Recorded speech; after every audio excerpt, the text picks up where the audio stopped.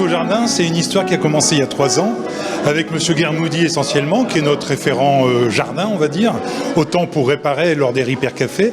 Et il nous a proposé une nouvelle action, donc il y a 3 ans, de proposer aux Crépinois de planter, de jardiner, de partir sur des plants de fleurs et de légumes pour égayer, mais aussi pour une question écologique et aussi pour une question financière. Voilà, donc c'est une opération qu'on a mis en place avec l'aide pour certaines fleurs, surtout le lycée horticole de Rem, qui nous vend des produits à des prix qui sont préparés, défiant toute concurrence et qui sont préparés par les élèves du lycée. Donc on est une annexe entre guillemets de leur opération qui aura lieu la semaine prochaine, le 8 mai, vendredi 8 mai à Rem, donc au lycée horticole. Il y aura une porte ouverte qui sera ouverte à tous ce jour-là.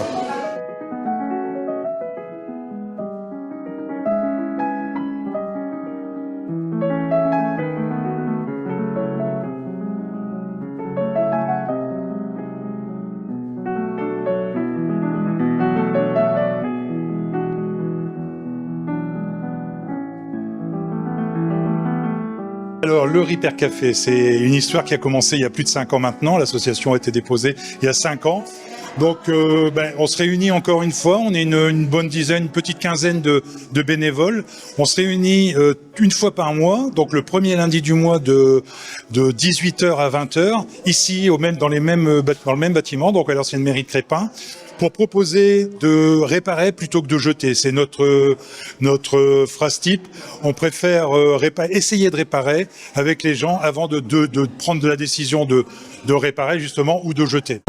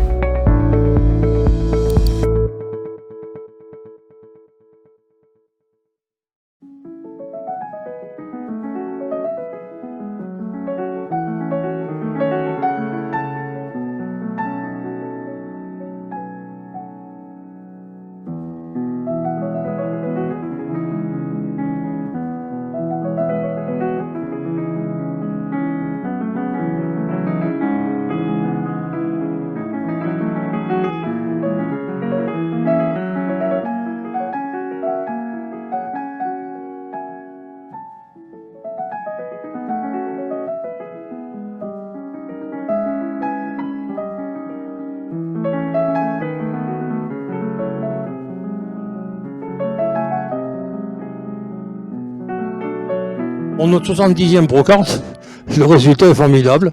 On a le soleil, on a les visiteurs, on a tous nos commerçants sont tous présents et puis tout se passe bien.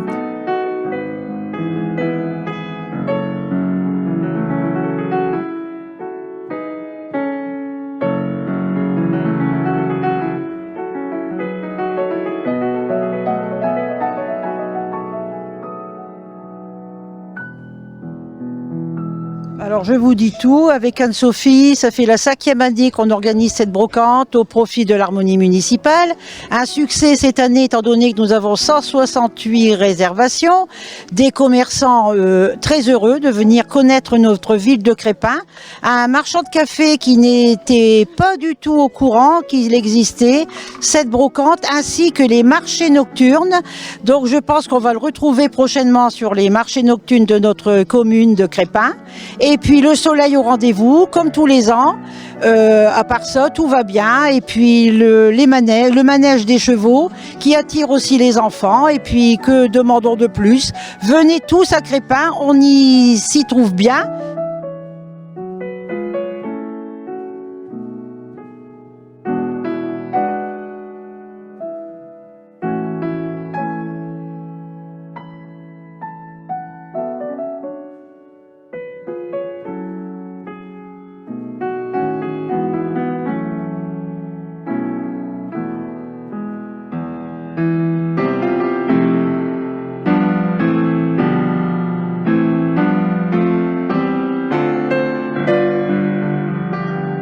toujours avec une certaine émotion, une certaine fierté que j'ai l'honneur avec le conseil municipal de remettre justement ces diplômes de travail dans plusieurs catégories, comme je l'ai dit. À un moment donné, on aurait pu se transporter au Festival de Cannes ou dans une autre cérémonie, les Molières ou autre, parce qu'en fin de compte, il y avait 3 catégories, argent, vermeil et grand or. Voilà. Donc voilà, c'est ce jour de 1er mai, c'est le jour qui est dédié aux travailleurs. J'en profite pour leur souhaiter, même s'ils verront ces images un petit peu plus tard, mais j'en profite pour leur souhaiter vraiment une bonne fête du 1er mai, une bonne fête du travail. Et puis je leur apporte tout mon soutien et mon courage pour les années, les journées, les années à venir dans le monde du travail.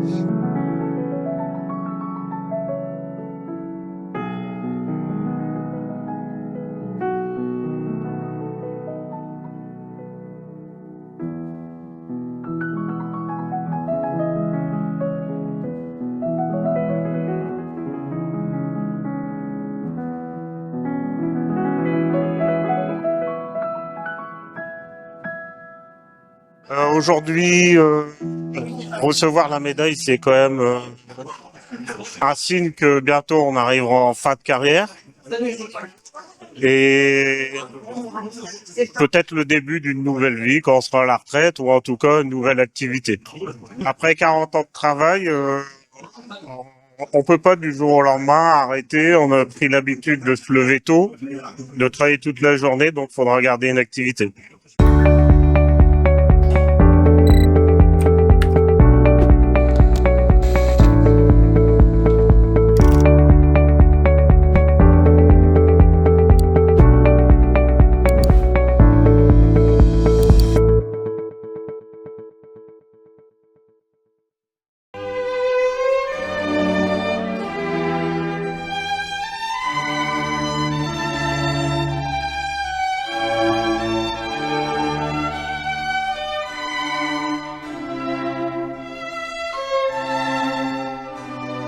Monsieur le maire de Crespin, Mesdames et Messieurs les élus, Mesdames et Messieurs les représentants des associations, Mesdames et Messieurs nos amis et voisins belges, Mesdames et Messieurs en vos grades et qualités, nous sommes réunis aujourd'hui pour commémorer le 81e anniversaire de la signature de l'armistice du 8 mai 1945 qui a mis fin à la Seconde Guerre mondiale en Europe et rendre hommage à nos morts pour la France.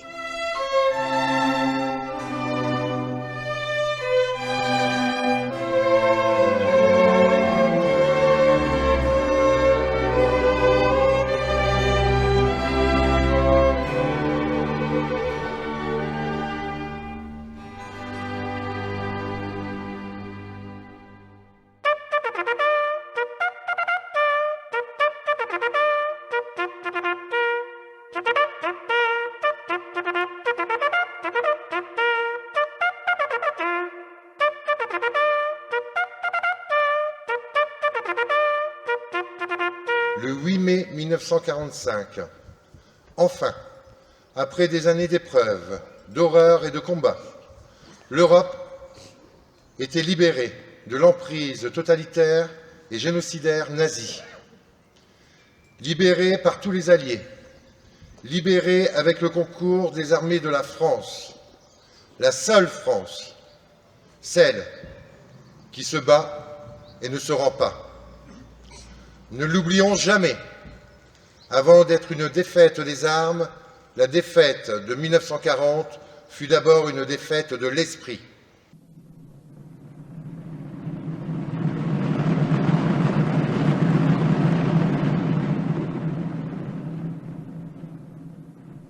Souvenons-nous des commandos Kieffer débarqués à l'aube du 6 juin 1944. Honorons sur les plages de Provence les soldats venus d'Afrique, d'Asie et du Pacifique. Tirailleurs, Goumiers, Spaïs, de la première armée française menée par le général Delattre de Tassigny, remontant jusqu'à Berlin. Delattre qui, face à ce qu'il appelait les puissances multiples du mensonge, dira « Nous avons découvert tout le prix de notre civilisation en éprouvant sa fragilité. Aujourd'hui, pour que plus jamais le pire ne redevienne possible, il nous revient de transmettre aux jeunes qui s'avancent dans la vie, alors que les derniers témoins nous quittent, le patriotisme agissant que le général Leclerc confiait aux hommes de la 2e DB en leur faisant ses adieux. Transmettre cette force morale, la première arme d'un peuple qui sut, au bord de l'abîme, se redresser. Un peuple, le nôtre, que ni le malheur militaire, ni la faillite des institutions, ni le mensonge, ni la violence n'ont pu détourner de son éternelle vocation.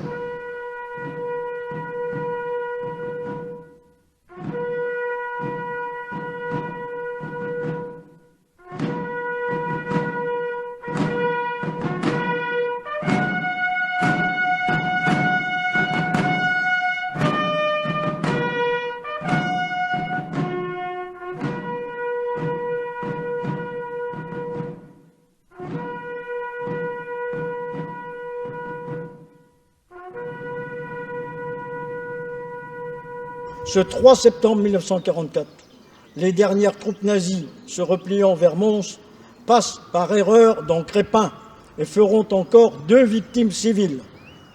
La guerre se poursuivra en Europe jusqu'à la signature à Berlin de l'armistice du 8 mai 1945.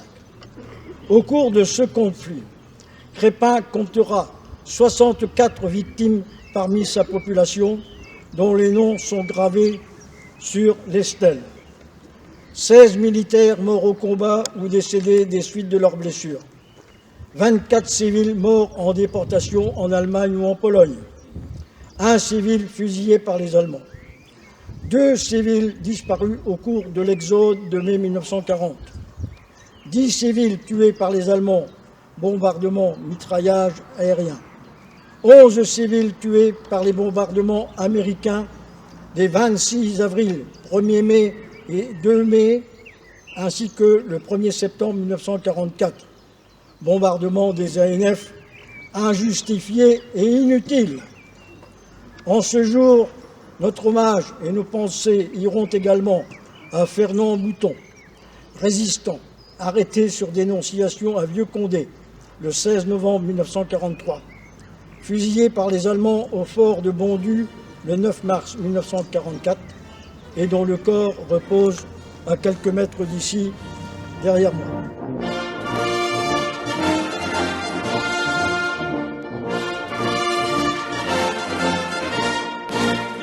De même, un nouvel ordre mondial voudrait s'imposer à la place de celui né en 1945. À l'occasion du 50e anniversaire de la disparition de René Cassin, prix Nobel de la paix, et un des pères fondateurs de la Déclaration universelle des droits de l'homme. Approprions-nous sa pensée. Il n'y aura pas de paix sur cette planète tant que les droits de l'homme seront violés en quelque partie du monde que ce soit. La paix est en danger. Fidèle au souvenir de ceux et celles qui ont sacrifié leur vie pour un monde de paix, l'Union française des associations de combattants et victimes de guerre appelle tous nos concitoyens à poursuivre le combat en faveur de la solidarité et de la paix, en combattant tous les fanatismes qui menacent la paix, la sécurité des peuples et les droits fondamentaux des hommes. Vive la République et vive la France!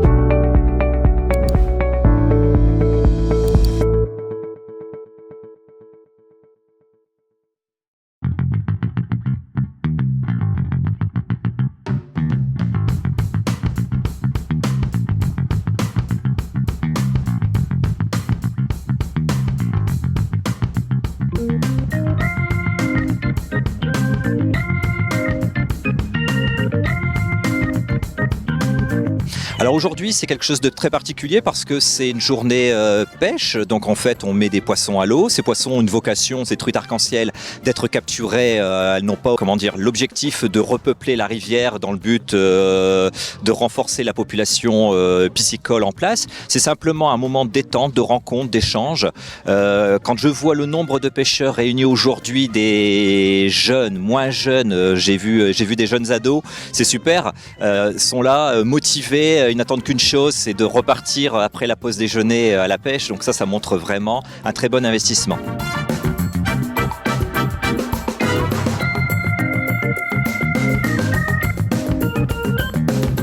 C'est l'occasion de sortir, premièrement avec les copains, passer une bonne journée et chercher après le poisson. Et quand on a une belle au bout, franchement ça fait plaisir. Ah ouais.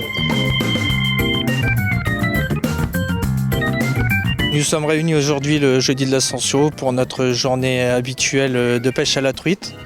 Ce matin à 7h30, nous avons déversé 100 kg de truite de 500 grammes à 1 kg et 50 kg de truite de plus d'1 kg. Suivant la météo, je ne croyais pas avoir autant de pêcheurs, mais nous sommes encore à 80 pêcheurs aujourd'hui. Tous les gens sont motivés, des personnes de tout âge, des jeunes enfants même qui sont présents là pour pêcher et passer leur journée dans une ambiance conviviale.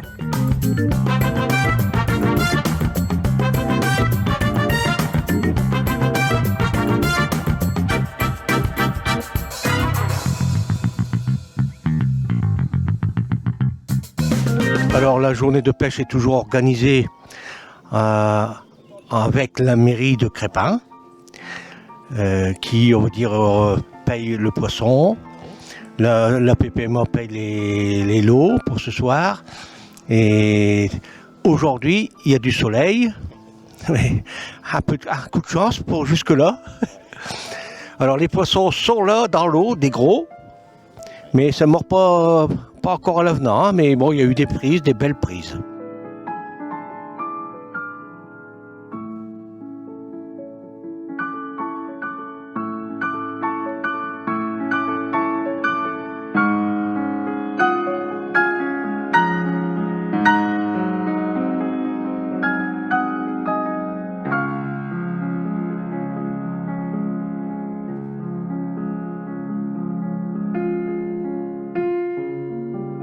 Ce qui marche aussi très bien, c'est en fait cette bonne équipe, cette bonne entente au sein de l'association locale qui fait qu'elle propose tout au long de l'année des animations. Alors ces animations, elles sont de différents types. Elles peuvent être directement sur le terrain comme aujourd'hui, mais elles peuvent être également en salle. J'avais l'occasion de discuter avec le président tout à l'heure, qui me disait que pour le 7 juin prochain, journée nationale de la pêche, donc partout en France, on célèbre l'accès et on facilite l'accès à la pêche pour toutes les personnes qui ne connaissent pas. Et il m'expliquait que voilà, c'est l'occasion de leur expliquer, de les prendre en main, de leur montrer comment on monte une ligne, quel est le matériel et de les accompagner au bord de l'eau. Ça, je pense que c'est vraiment super. C'est possible parce que l'association comporte pas mal de bénévoles, hein, d'après ce que j'ai compris, au moins une quinzaine de bénévoles régulièrement engagés sur toutes les actions et les initiatives locales. Donc vraiment, je pense que le site a vraiment beaucoup de chance d'avoir une association aussi dynamique.